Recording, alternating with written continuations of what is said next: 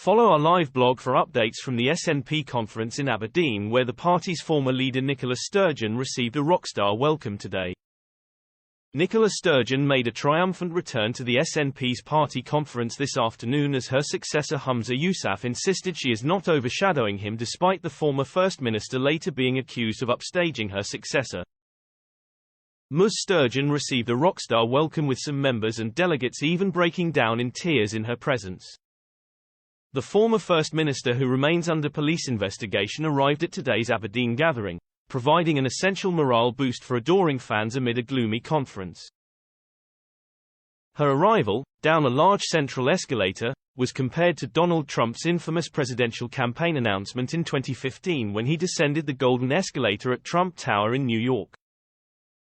Humza Yousaf told reporters his predecessor is not overshadowing the conference, and she will be greeted with, quite rightly, a lot of love, a lot of adulation.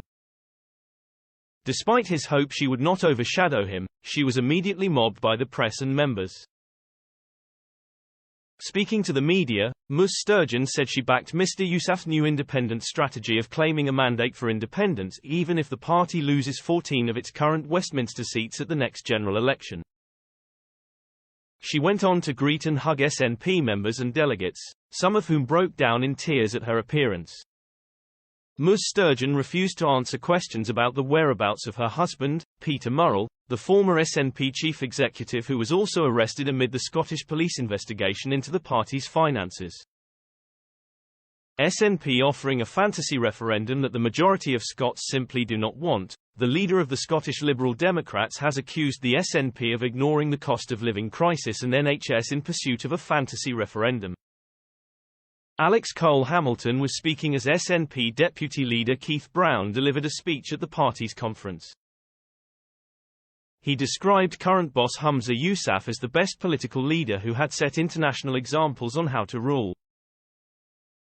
Mr. Brown also praised his party's new independent strategy, which, led by Mr. Yousaf, was voted through at conference on Sunday. It will see the party begin immediate negotiations with Westminster if the SNP wins a majority of seats north of the border at the general election.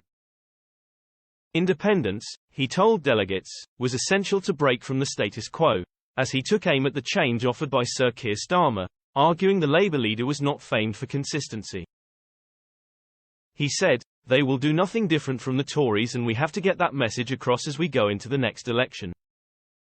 And if that reality is the prospect for people in Scotland, we have to tell them what the alternative is, what the hope is for families, communities and businesses who are now and have been for many months, been really struggling."